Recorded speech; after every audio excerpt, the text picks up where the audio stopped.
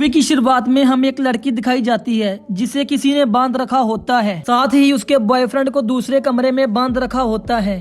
तभी वो लड़की किसी तरह हिम्मत करके खुद को छुड़ाती है और वहाँ से अपने बॉयफ्रेंड के पास जाती है। उसका बॉयफ्रेंड उसको यहाँ से भाग जाने के लिए कहता है। अब वो लड़की जहाँ से भागने लगती है और एक आदमी डबल ब्लेड साइकिल लेकर उसका पीछा करने लगता है। वो लड़की भागते भागते पहाड़ की चोटी पर पहुँच जाती है और तभी वो आदमी उसका पीछा करते हुए वहाँ पर भी पहुँच जाता है। अब वो लड़की जहाँ से भाग नहीं सकती थी, इसलिए वो पहाड़ से कूद जाती है और मारी जाती है। अगले सीन में हम एक कपल को देखते हैं जिनका नाम माइक और सैरिल होता है। ये दोनों यहाँ पर जंगल में हाइकिंग ट्रिप के लिए आए होते हैं। इसके बाद ये वहाँ के फॉरेस्ट ऑफिस में जाते हैं और पार्क रेंजर से पूछते हैं कि यहाँ पर कैंपिंग के लिए सबसे अच्छी जगह कौन सी है। पार्क रेंजर उन्हें सलाह देता है कि ये जंगल काफी खतरनाक है, इसीलिए तुम लोग थोड़ा ध्यान से रहना। जंगल में आने के बाद ये लोग अपने फोन्स को गाड़ी में ही रख देते हैं ताकि इन्हें कोई भी डिस्टरबेंस ना हो।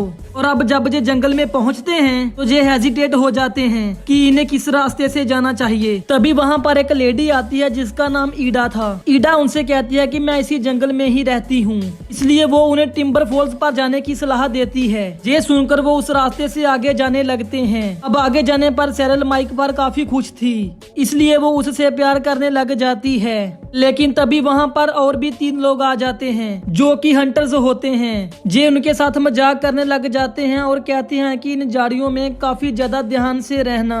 ये उन्हें अपनी हैंडमेड अल्कोहल लेने के लिए कहते हैं।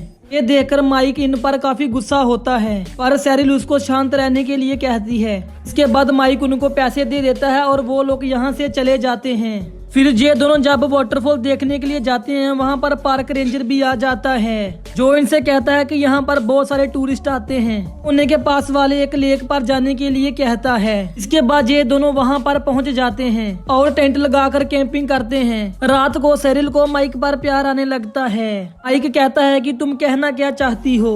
ये सुनकर सैरिल उसको टेंट में लेकर जाती है और उसके साथ इंटीमेट होने लगती है। और तभी हम बाहर किसी व्यक्ति को देखते हैं जो उन्हें एंजॉय करते हुए देख रहा था। अब काम हो जाने के बाद सैरिल माइक से कहती है कि हमें अब शादी कर लेनी चाहिए, पर माइक कहता है कि हम ऐसे ही ठीक हैं। इसके बाद ये दोनों सो जाते हैं।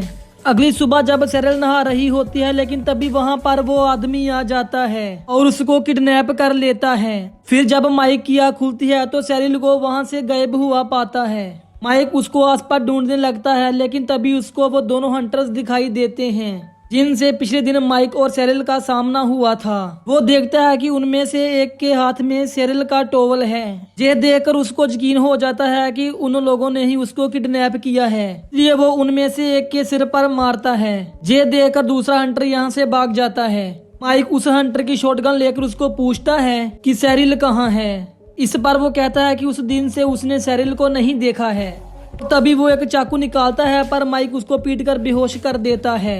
फिर वो सैरिल को ढूंढने लगता है, पर सैरिल उसको कहीं पर भी नहीं मिलती। तभी आगे जाने पर उसको पेड़ पर लड़का बियर दिखता है और तभी माइक का पैर एक ट्रैप में फंस जाता है। और तभी वहाँ पर ईडा आती है और उसको उठाकर अपने घर ले जाती है। वो उसे कहती है कि तुम्हारा घाव काफी गहरा है और जल्द ही ठीक हो जाएगा। वो उसके लिए चाय बनाने जाती है और तभी वहाँ पर वो हंटर आ जाता है। माइक को ही ढूंढ रहा था क्योंकि उसने उसके साथी को मारा था। और ईडा उससे झूठ बोलती है कि यहाँ पर कोई भी टूरिस्ट नहीं आया है। इसके बाद वो माइक के लिए चाय बनाकर लाती है और माइक ये सुनकर काफी घबरा जाता है कि ईडा उसको उसके रियल नेम माइकल से बुला रही थी, जो कि सिर्फ उसकी ग्रैंड मदर को ही पता था। और तभी उसको याद आता है कि जहाँ आते वक्त उसका पासपोर्ट चोरी हो गया था, इस पर वही नेम लिखा था। ये सुनकर वो वहाँ से जाने लगता है और तभी रीडा एक रोड उठाकर कहती है कि वो उसको यहाँ से नहीं जाने देगी। माइक उसको पीटकर बेहोश कर देता है। के बाद वो वहाँ सैरिल को ढूंढने लगता है और तभी वहाँ पर माइक को एक सीक्रेट बेसमेंट मिलता है और वो उसके अंदर चला जाता है। उसको वहाँ पर शीशे के कई जार दिखते हैं जिनमें छोटे बच्चों को प्रिजर्व करके रखा गया था। और तभी वहाँ पर माइक को सैरिल भी दिखाई देती है और वहाँ पर वो बंधी हुई होती है।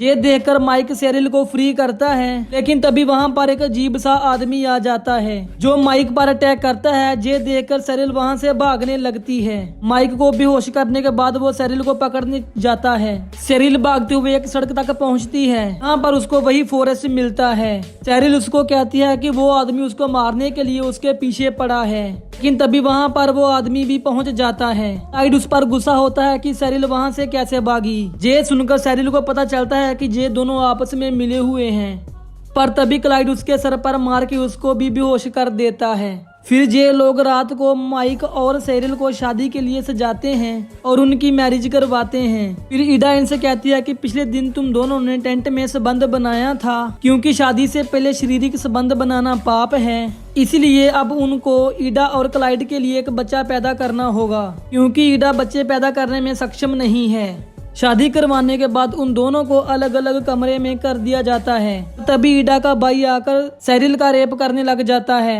और तभी वहाँ पर ईडा आ जाती है तो उसको डांटकर वहाँ से भगा देती है। इसके बाद वो दोनों माइक और सेरिल को एक ही कमरे में लाते हैं और उन्हें सेक्स करने के लिए कहते हैं ताकि उन्हें वो बच्चा मिल सके। और उनके जाने के बाद माइक और सेरिल ये सब नहीं करते, क्योंकि वो जानते थे कि अगर उन्होंने बच्चा पैदा किया ईडा और क्लाइड उसको वैसे भी मार ही देंगे। अगली सुबह ईडा और उसका भाई उस कमरे में आते हैं। उसका भाई माइक को दूसरे कमरे में ले जाकर उसको बांध देता है। फिर ईडा चेक करती है कि उन्होंने वो किया है या नहीं। जब उसको पता चलता है कि उन्होंने नहीं किया है तो वो लोग माइक को बांधकर उसको टॉर्चर करने लग जाते हैं। इधर पहाड़ में क्लाइड माइक की गाड़ी को पानी में डुबो देता है ताकि किसी को भी उनका पता न चले। तभी वहाँ पर वो हंटर ब्रूडी आ जाता है जो उसको कहता है कि कल उसने उस टूरिस्ट की गाड़ी पार्किंग अलॉट में देखी थी, जिसका मतलब है कि ये लोग यही कहीं होंगे। ये कहकर वो वहाँ से चला जाता है। ये सभी रात को उन दोनों को उसी रूम में लेकर आ जाते हैं उनसे संबंध बनाने के लिए। अगर इस बार उन्होंने नहीं किया तो वो उनको और भी ज्यादा टॉर्चर करेंगे, पर फिर भी ये दोनों नहीं करते। अगली सुबह वहाँ पर फॉरेस्ट डिपार्टमेंट से एक ऑफिसर आती है तो माइक और सेरिल को ढूंढते हुए वहाँ पर आई थी, क्योंकि सेरिल की माँ ने कंप्लेंट की थी और क्लाइड उसको कहता है कि उनकी गाड़ी पार्किंग अलॉट में नहीं है। इसका मतलब ये कि वो यहाँ से चले गए होंगे। इधर वो तीनों जब उस कमरे में आते हैं और देखते हैं कि उन्होंने अभी वो नहीं किया था। ये देखकर क्लाइड उन पर काफी गुस्सा हो जाता है, लेकिन तभी उसे उसी ऑफिसर की कॉल आ जाती है जो उसको माइक और सेरिल के बारे में पूछना चाहती थी, पर वो उनसे झूठ बोलता है कि उसको कुछ भी नहीं पता। इधर वो ऑफिसर ब्रूडी के पास जाती है और उसको कहती है कि अगर वो उन दोनों को ढूंढ निकालेगा तो उसको बहुत बड़ा इनाम दिया जाएगा। ब्रूडी उसकी बात मान जाता था क्योंकि अब उसको पैसे मिलने वाले थे। इधर ईडा का भाई फिर से सेरिल का रेप करने की कोशिश करता है और उसकी आवाज सुनकर वहाँ पर ईडा और क्लाइड आ जाते हैं। फिर क्लाइड उन दोनों से कहता है कि तुम्हें वो करना ही पड़ेगा। माइक उसको साफ मना कर देता है कि वो किसी भी हाल में नहीं करेंगे।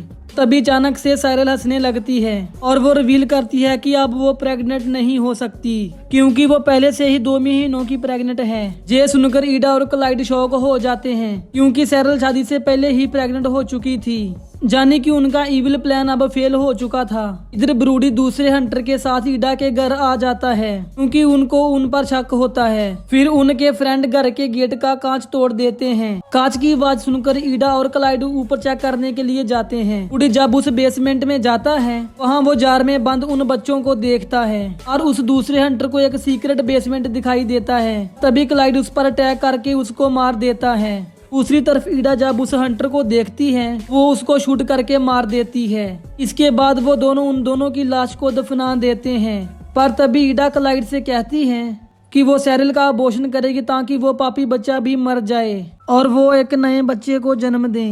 पर क्लाइड कहता है कि अबॉर्शन करना भी तो पाप ही है, इसलिए अब ये दोनों उन दोनों को मारने का डिसाइड करते हैं ताकि उन दोनों को मारकर ये दोनों एक नए कपल को बंदी बना सकें। इधर माइक किसी तरह खुद को आजाद कर लेता है। फिर जब क्लाइड उसको मारने के लिए आता है पर तभी माइक उस पर अटैक कर देता है और उसकी गन से उसको भी उड़ा देता है। इसके बाद जब ईडा वहाँ पर आती है और वो क्लाइड को वहाँ पर मरा हुआ देखकर काफी गुस्सा हो जाती है, तभी सेरिल पीछे से उस पर भी अटैक कर देती है और ये दोनों यहाँ से भागने लगते हैं। माइक सेरिल को कहता है कि उसे क्लाइड की वॉकी टॉकी लानी होगी ताकि वो उससे मदद मदद को बुला सकें। ये सुनकर सैरिल वॉकी टॉकी लाने के लिए जब ऊपर जाती है, जब वो उससे मदद मांगने लगती है, और तभी ईडा का भाई उस पर अटैक कर देता है, पर सैरिल किसी तरह करके वहाँ से निकल आती है और तभी वो एक अल्कोहल की बोतल उस पर जलाकर मारती है, जिससे वो भी बुरी तरह से जल जाता है। इसके बाद सैरिल माइक के पास जाती है और ये दोनों जहाँ से भागने का प्लान बनाते हैं।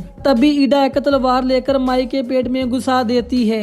ये देखकर सैरिल को उस पर बहुत ज्यादा गुस्सा आता है और वो पास पड़े सीकल से उसका गला काट देती है। फिर वो माइक के पास जाकर उसका खून रोकती है और तभी उसे वहाँ पर एक फोन भी मिल जाता है, जिससे वो मदद बुलाती है। इसके बाद हमें 1 साल बाद का सीन दिखाया जाता है। यहाँ माइक और सैरिल की एक अब छोटी बच्ची भी हो गई थी। फिर वो उसे एक कमरे में सुलाकर वहाँ से चले जाते हैं और फिर तभी खिड़की के बाहर एक सीकल लेकर आदमी आ जाता है, जो कि वही डबल ब्लेड सीकल था, और ये मूवी यहीं पर ही खत्म हो जाती है। दोस्तों, आपको हमारी वीडियो पसंद आई हो तो वीडियो को लाइक और चैनल को सब्सक्राइब जरूर कर देना। तो इंस्टाग्राम पर भी फॉलो करना मत भूलना। मिलते हैं अगली वीडियो में।